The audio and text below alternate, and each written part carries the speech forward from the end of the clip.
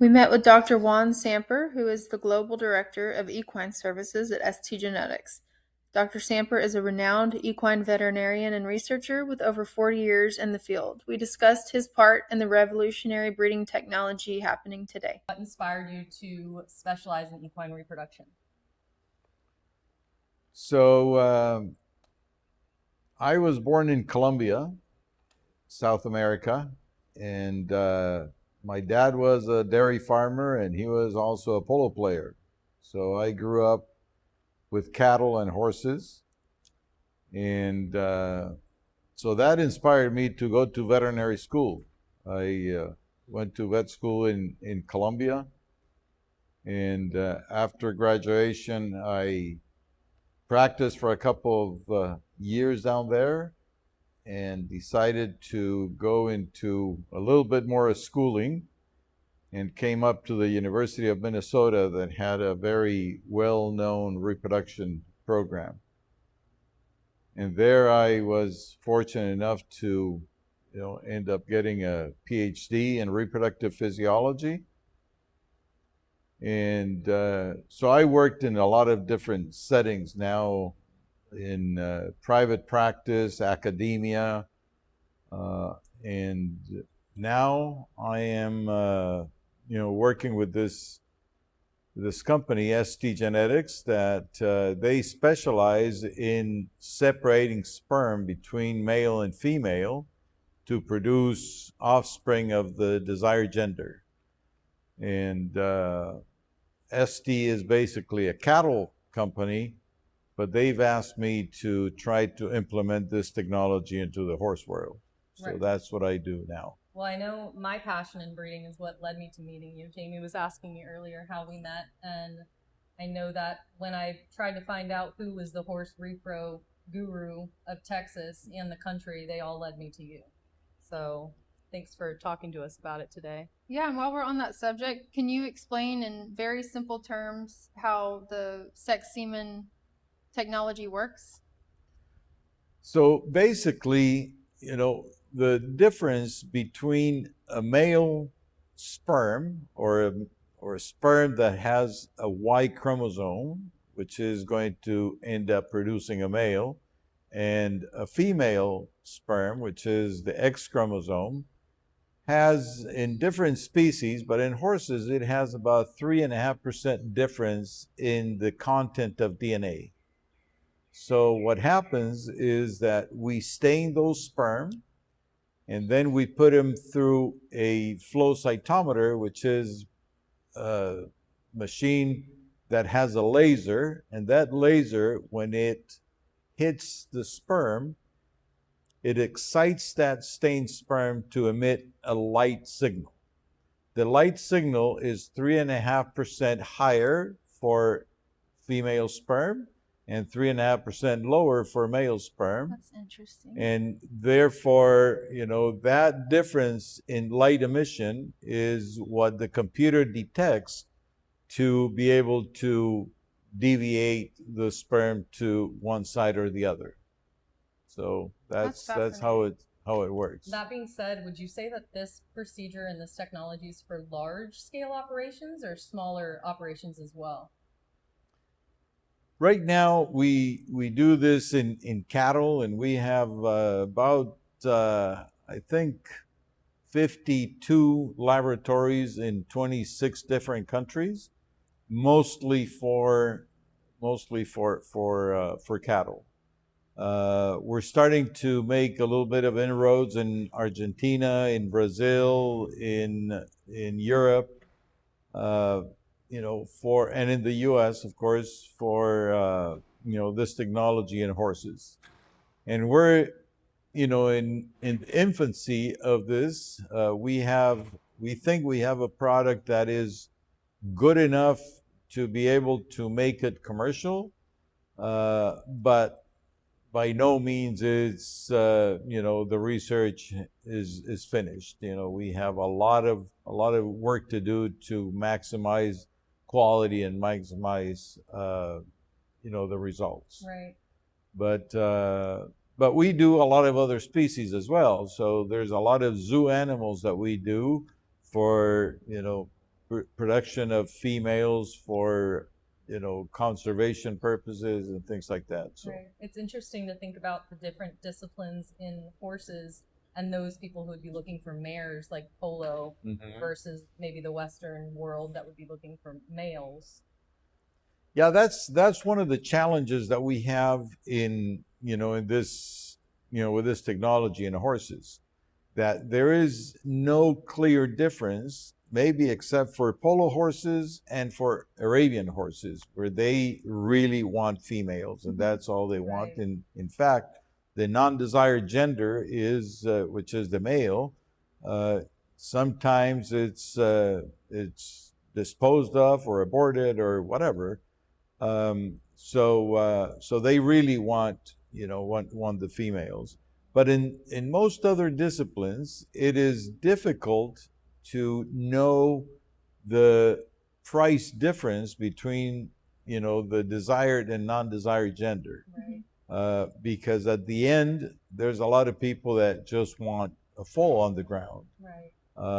Now, there's a lot of other things that we can think about, and that is that if you produce a male that becomes a gelding, and that gelding is lame or doesn't perform to the level that we would expect, then that becomes an undesired horse. Right. And that becomes a little bit of an issue. While producing a female always has a residual value, either as a brood mare, Right. as a recipient mare, or whatever. Right. So Right. so I think we are seeing in the quarter horse industry and in the warm blood industry, quite a bit of predilection for females Right. as well. Right. Now, the other thing that we can do is we can produce a male that has the potential of, becoming a stud colt, for Right. breeding purposes. So. Right. So where do you see the horse industry and breeding technology going in the next 5 years? Do you think that people are going to lean on this sexed semen? Do you think it's going to continue to grow? It's interesting, Chloe. I think that, the changes that we have seen in the last 10 years are incredible. Both with the production of in vitro produced embryos and the ability to, do other stuff. So what I think is going to happen is that, in horses, we're always 20 or 30 years behind cattle. Right. And in cattle, as you know, most of the breedings that are done are based on genomic evaluation. And I think that that's something that, we don't have a very robust library of,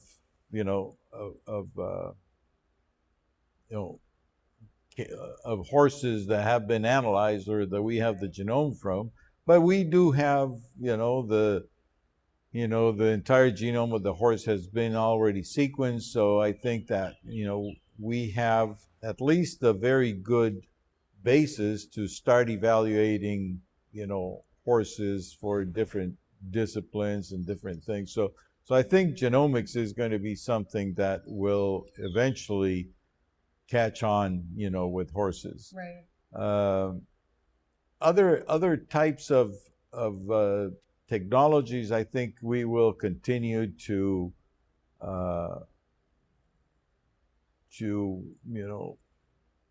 increase the efficiency, probably reduce the cost of things like intracytoplasmic sperm injection, which is, basically taking the breeding industry by storm. In vitro fertilization, traditional in vitro fertilization, Right.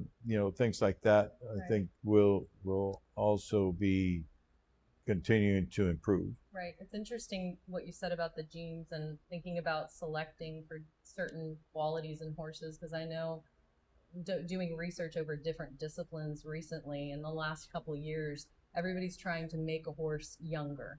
They're trying to come up with a product faster. So that's, in polo itself, it's a goal to come up with a horse you're going to know what you have at 3 years old. That's the goal.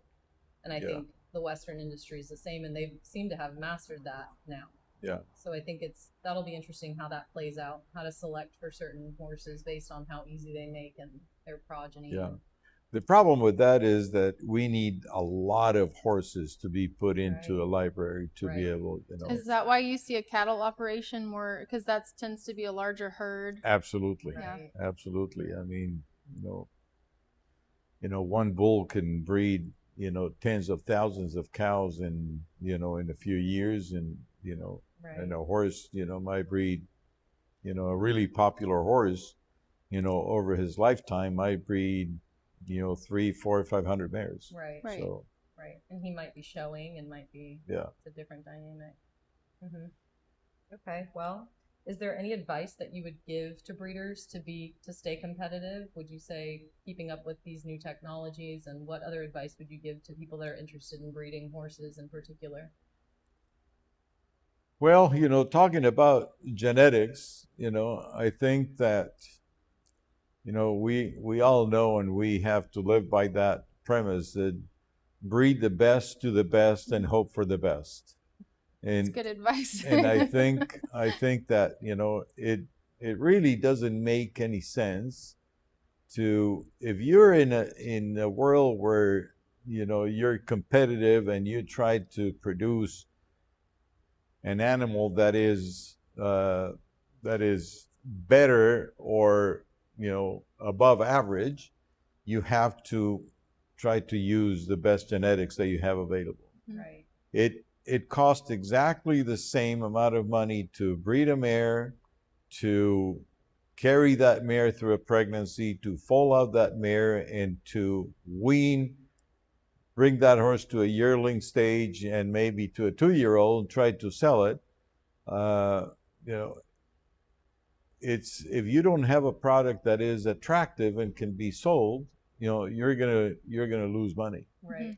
So I think that is what I would say is try to use the best genetics that you have and that you can afford. Right.